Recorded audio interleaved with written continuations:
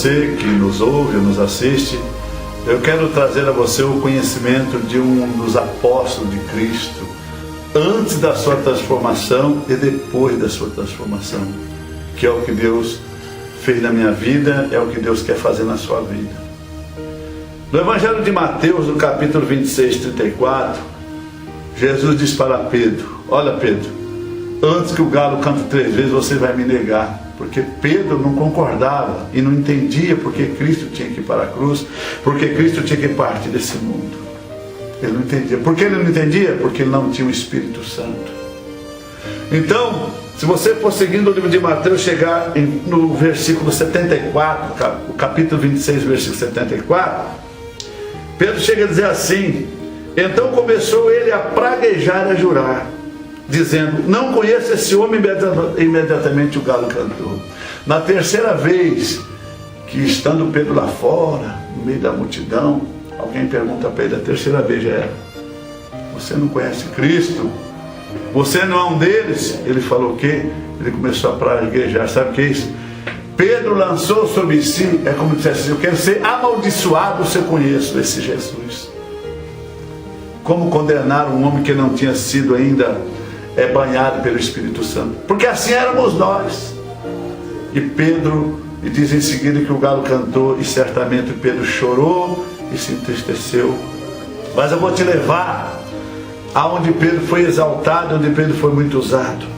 Em Atos capítulo 5, no versículo 15, diz assim: de sorte que transportava os enfermos para as ruas e os punham em leitos e em camilhas, para que ao menos a sombra de Pedro, quando este passasse, cobrisse alguns deles.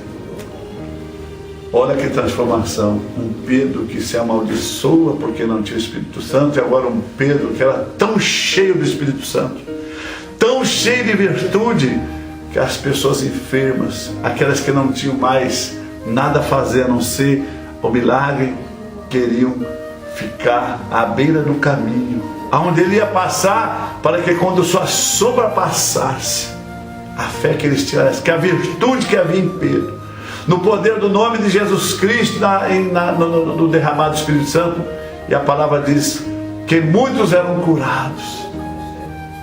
E você que me vê agora ou me ouve, quer continuar nessa vida da mesmice, essa vida que não tem te levado a nada, a não ser a derrota, a opressão, a depressão?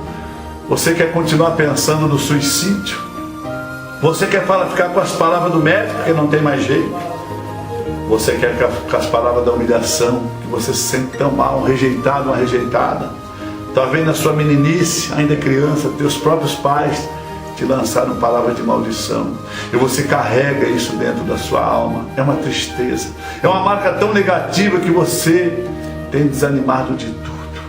Mas eu tenho uma palavra para você nessa manhã: deixa Jesus te tocar, receba Jesus como seu Salvador. Se você está na igreja, busque ter compromisso e priorizar as coisas com Deus, porque você está na igreja e não vê a vitória há tantos anos, porque algo não está certo na sua vida. Tudo é provação, tudo é do diabo. É também uma justificativa, muitas vezes, ou algumas vezes, que nos dá um subsídio para dar desculpa daquilo que não fazemos. Conheço pessoas na igreja, citei ainda ontem na pregação, que elas tomam decisões antes de orar. E sabe o que acontece? Depois vem falar para mim: pastor, eu orei e Deus falou para mim fazer isso, aquilo. Eu orei e Deus falou para mim namorar, casar. Deus falou para mim mudar de casa. Deus falou, pastor, para mim sair dessa igreja. Olha, irmãos, eu estou dizendo que existem casos e casos, mas eu posso observar que grande parte deles não é verdade. Já tomaram a decisão antes, depois vem falar que está orando.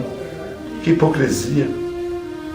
E por que então toma essas decisões suas e precipitadas, e depois quebram a cara lá fora, saem-se mal? Porque primeiro no horário, depois ainda usa Deus como justificativo para os seus atos pessoais e próprios, que não tem nada a ver com aquilo que Deus queria. Eu entrei numa empresa, eu fiquei 40 anos. Não digo para você fazer isso. Se você mudar de 40 empresas e progredir, glória a Deus por isso. Eu entrei na igreja, eu estou nela, vai fazer 18 anos. Eu quero te dizer que eu só mudo de igreja, eu só mudo da minha casa, Eu aposentei, graças a Deus, depois de 40 anos. Tudo que for feito na minha vida, eu quero fazer na direção de Deus. Sabe por que eu quero te passar? Precisamos ser constantes.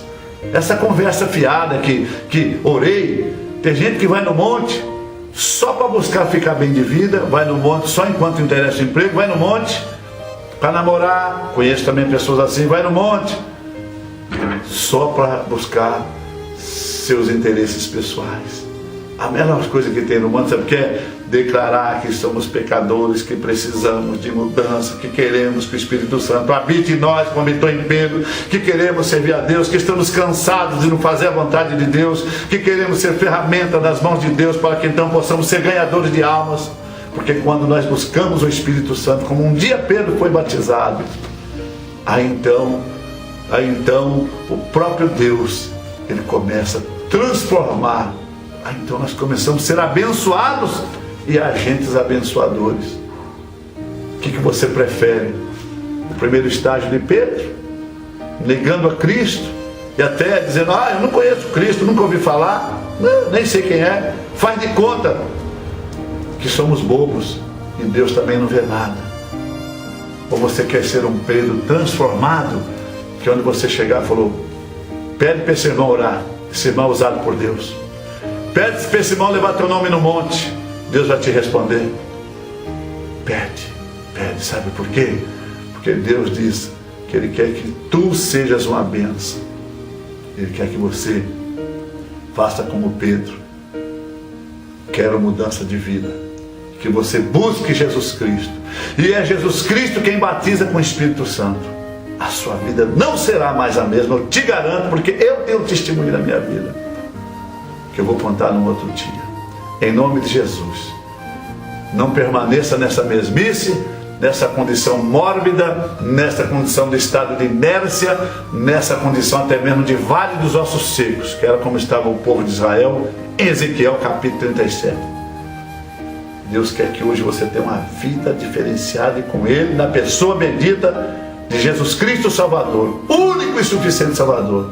Então entregue sua vida a Cristo, busque mudança, deixe de ser religioso e passe a ser de fato cristão.